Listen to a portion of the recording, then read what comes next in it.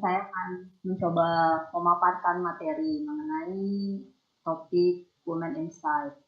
Mungkin di materi yang akan saya paparkan ini nggak akan terlalu menjelaskan terlalu detail lah, karena saya berharapnya untuk hal-hal yang lebih detail itu kita bisa saling sharing aja nanti mungkin bisa kita jawab. Jadi ini mungkin hanya akan sedikit menjabarkan sedikit lah mengenai apa sih yang kira-kira dihadapi khususnya oleh women engineer di pekerjaannya sehari-hari. Ya ini biodata singkat saya ya. Tadi mungkin sedikit banyak sudah disampaikan juga sama Aulia. Jadi saya Lintang, saya engineering department UI angkatan 2011. Kemudian setelah lulus kuliah saya itu di Elmelindo. Indo itu uh, saya juga ada project-project di Weston. Kemudian setelah dari Weston saya dari project engineer di Brauco, perusahaan yang bergerak di bidang energi juga dari sampai 2018. Kemudian dari 2018 saya pindah ke Adaro Indonesia. Itu terakhir saya memegang posisi electrical power supervisor. Jadi sebenarnya dari sisi pengalaman kerja memang selalu inline ya dengan bidang ekspertise saya kuliah, pertama kali kerja sampai sekarang kerja. Terus ya boleh dibilang saya juga bersyukur lah bisa dapet bidang yang inline kemampuan saya dengan skill saya lalu di elektrikal. Jadi ya untuk ilmu nggak nggak sia-sia lah ya, jadi selalu terpakai. Oke, sudah di next ya. Jadi ini executive summary, kurang lebih bahasan yang mungkin akan saya bahas di malam ini itu saya bagi jadi 4 kelompok. Yang pertama women engineering in number, kemudian yang kedua what we currently do, what not. Itu apa yang kita bisa lakukan atau what can. Ini yang pertama ya. Jadi kalau ngelihat secara tren komposisi antara perempuan dan laki-laki di dalam engineering, kita bisa melihat secara umum ataupun secara spesifik. Ini data saya ambil dari BPS ya, atau dari Badan Pusat Statistik. Kalau menurut BPS, dari tahun 2000 sampai 2019, tingkat keikutsertaan laki-laki dan perempuan dalam pendidikan tinggi, dalam hal ini perguruan tinggi ya, dari tahun 2015 kita bisa lihat trennya itu sebenarnya kalau untuk perempuan dia meningkat ya, walaupun dari angka-angka ini kita nggak bisa breakdown lagi sih karena datanya pun nggak ada ya, kita nggak bisa breakdown lagi dari data yang misalnya dari di tahun 2019 31% perempuan Indonesia yang sudah bisa kuliah, tapi kuliahnya di bidang apa itu nggak bisa. Tapi dari data ini yang saya tunjukkan bahwa sebenarnya perempuan dan laki-laki di Indonesia tuh sudah punya kesempatan yang sama kok, sudah punya peluang yang sama untuk bisa melanjutkan pendidikan tinggi. Nah, selanjutnya ini adalah freshman interest. Jadi tingkat interest dari masing-masing freshman atau apa ya, anak baru ya, mahasiswa baru dalam memilih jurusan. Walaupun ini sebenarnya dapat dari Indonesia sih. Jadi ini data saya dapat dari SWE. Ini ada semacam organisasi untuk women engineering lah di Amerika Serikat. Untuk informasi aja ya, perbandingan antara di Indonesia sama di Amerika. Jadi di Amerika sendiri 13% dari total engineer atau profesional keteknikan di bidang engineering itu diisi oleh, jadi kan dari total populasi engineer di Amerika yang diisi perempuan, selebihnya itu masih oleh engineer-engineer laki-laki. Nah, 13% itu berapa, dan ini pun datanya yang paling update yang bisa saya dapat itu 2017 ya. Jadi di tahun 2017 dari total freshman di sana, total mahasiswa baru lah, maba yang memilih STEM atau Science, Technology, Engineering, sama Math sebagai bidang kuliah mereka, itu hanya 9,5% untuk perempuan. Teman-teman bayangkan lah ya, memang mungkin bahwa engineering ini masih jadi bidangnya laki-laki itu mungkin masih bisa terlihat jelas, walaupun kalau kita lihat data ya dari tahun 2007 sampai 2017 itu ya cukup signifikan lah, dimana di tahun 2017 itu cuma ada 3,1% perempuan, kemudian 10 tahun kemudian itu jumlahnya sudah naik, berarti kan mungkin exposure dari STEM ini ke perempuan sudah semakin meningkat, paling enggak di Amerika gitu, dari data yang saya dapat. Nah, balik lagi ke Indonesia, sama ini masih dapat datanya dari BPS ya, atau Badan Pusat Statistik. Kalau tadi kan tingkat partisipasi antara perempuan dan laki-laki di pendidikan tinggi. Nah, kali ini tingkat partisipasi atau keikutsertaan antar gender, antara laki-laki dan perempuan di bidang usaha formal, di bidang industri formal. Jadi untuk white collar job lah, dengan blue collar. Di sini pun sebenarnya kita juga masih bisa lihat bahwa untuk pekerjaan formal, ya memang laki-laki pun masih mendominasi. Walaupun kalau saya lihat ya jumlahnya nggak terlalu timpang lah, selisihnya masih ya sedikit. Jadi dan trennya pun cenderung tidak menurun, malah kalau bisa dilihat semakin di 3 tahun belakangan tuh ya rata-rata lah di 38%, nggak pernah lebih dari itu. Jadi sebenarnya kalau balik lagi kayak tadi ya, peluang perempuan dan laki-laki untuk bisa dapat pendidikan tinggi, untuk bisa masuk ke industri formal itu sudah cukup terbuka lah di Indonesia.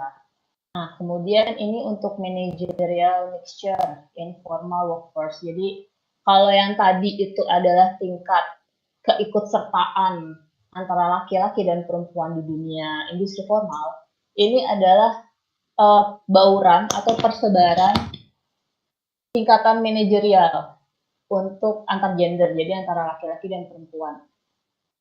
Memang kalau ngelihat di sini ya, ini udah kelihatan perbedaannya cukup signifikan lah. Walaupun trennya dari tahun ke tahun ini semakin meningkat ya, di mana dari 4 tahun ke belakang perempuan ini sepertinya sudah mulai cukup dipercaya untuk bisa mengisi jabatan manajerial di organisasi atau di perusahaan-perusahaan yang bisa masuk ke statistik inilah. Tapi ya again ya, kalau ngelihat dari chart ini kita masih bisa lihatnya sedikit ya, mungkin masih ada ketimpangan lah dalam hal persebaran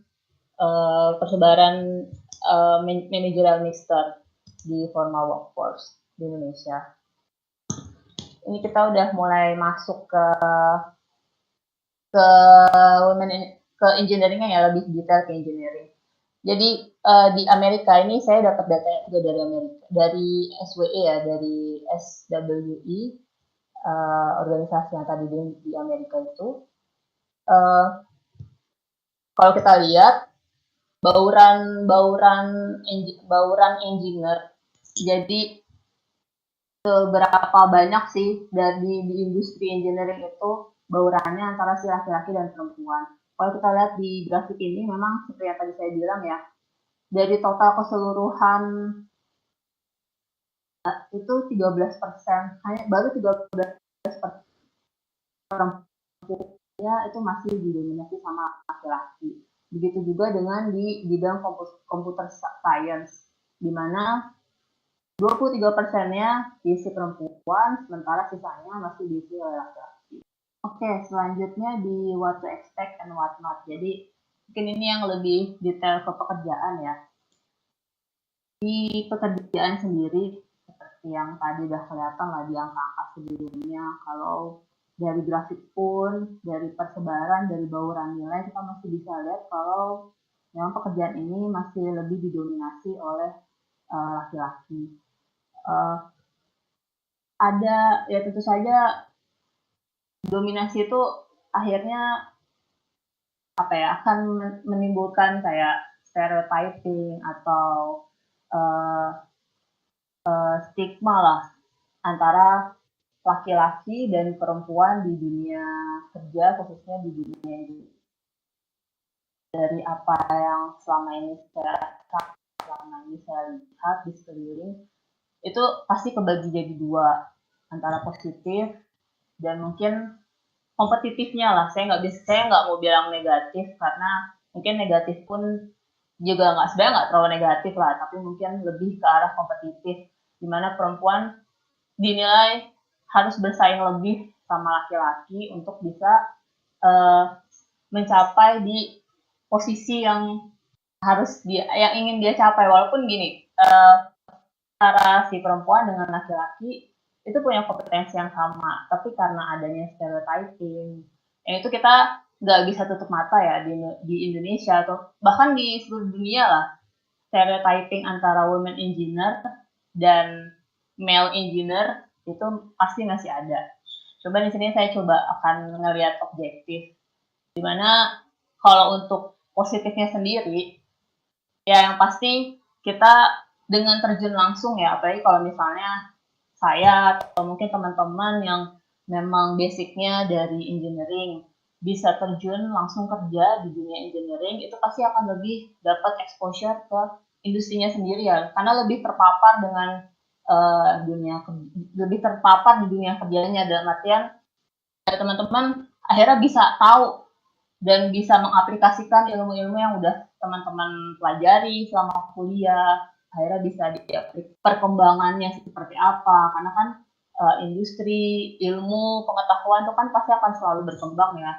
Jadi dengan terjun langsung sebenarnya teman-teman akan dapat feel, bisa ngerasain lebih dalam lah. Teman-teman kuliah di engineering, tapi ternyata bekerjanya bukan di bidang engineering. Kemudian ya itu pastinya dapat kesempatan lah untuk mungkin ini challenging ya, untuk bisa sampai di titik di mana saya ada sekarang. Jadi up and down-nya ada banget, perasaan ketika ya mungkin sedikit di underestimate oleh rekan kerja, itu pasti ada, tapi ya anggap aja ini sebagai kesempatan untuk akhirnya wah saya bisa living the dream gitu, dimana mungkin teman-teman lain belum tentu bisa dapat kesempatan seperti yang saya bisa dapat sekarang.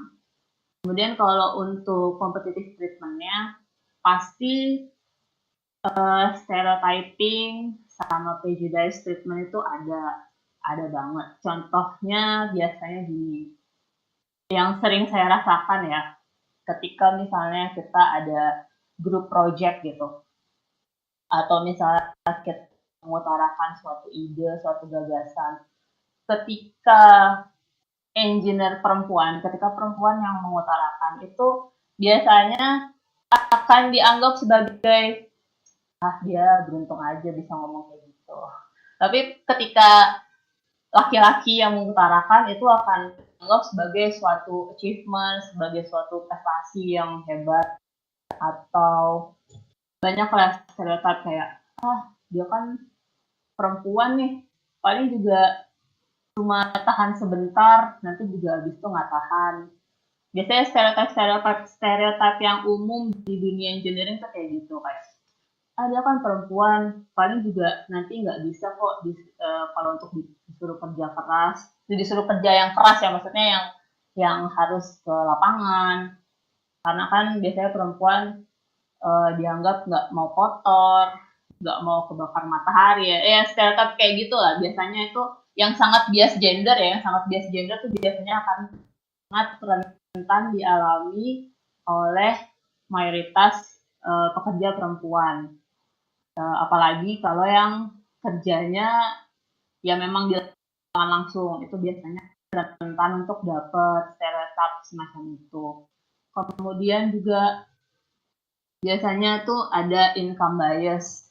Jadi karena anggapan-anggapan awal ya, anggapan di mana laki-laki tuh lebih kuat, lebih tahan banting, lebih tahan lama bekerja, sehingga stereotip itu akan mengakibatkan adanya income bias, di mana dengan posisi yang sama, dengan skill yang sama, laki-laki lebih diprioritaskan dan lebih diunggulkan dalam hal ini. Oke, kalau yang tadi itu tentang what to expect and what not. Kali ini selanjutnya apa sih yang bisa dilakukan, bisa diimprove agar kesenjangan atau gap yang tadi ada, bias-bias yang ada di industri itu bisa bisa paling nggak bisa dieliminasi.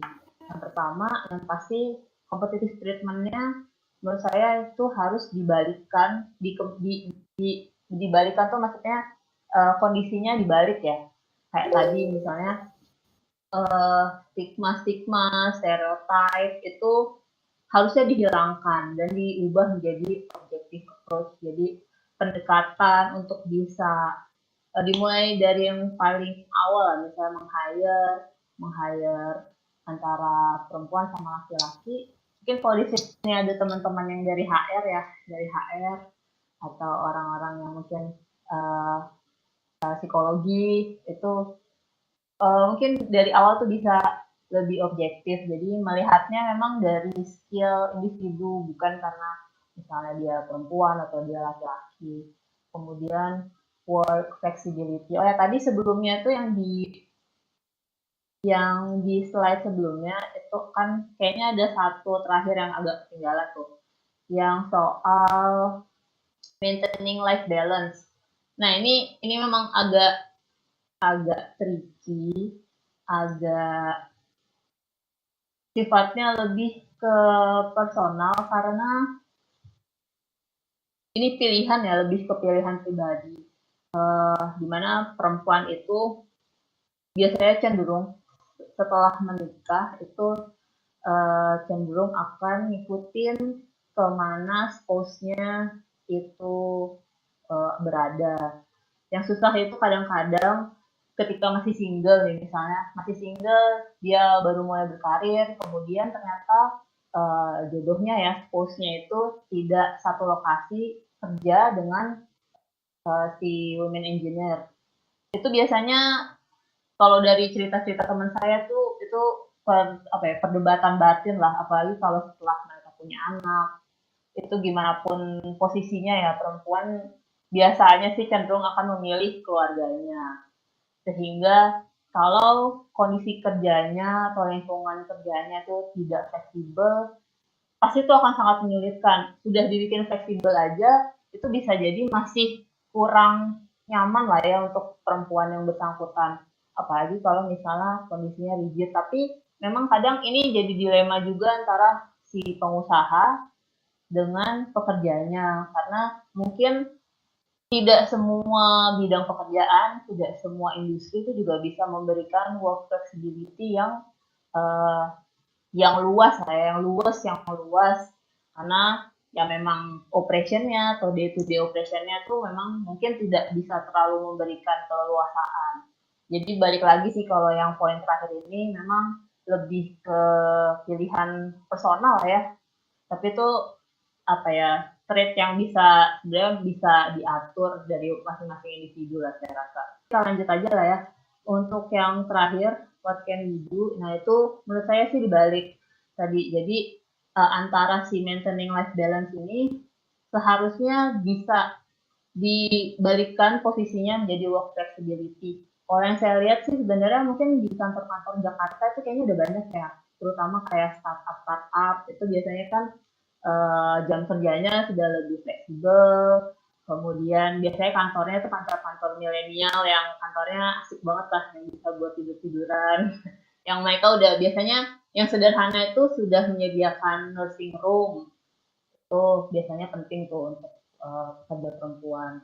Kemudian waktu kerja yang lebih fleksibel, lagi mungkin di masa pandemi kayak gini kan juga banyak ya orang yang kerja dari work from home, walaupun ya balik lagi ke industrinya, nggak semua industri itu bisa disamaratakan untuk bisa mengaplikasikan satu poin-poin tertentu. Kebalikannya dari yang tadi, di sini competitive treatmentnya ya udah pasti fair competition lah ya. Jadi eh, di dunia pekerjaannya itu yang dilihat memang skill antar individu, mau dia laki-laki mau dia perempuan, yang dinilai itu memang skillnya, bukan dari ya bukan sebatas dia perempuan, karena dia perempuan akhirnya dia bisa dikesampingkan, begitupun karena dia laki-laki dirasa lebih kuat lebih cocok mengisi posisi engineer makanya dia dikasih kesempatan.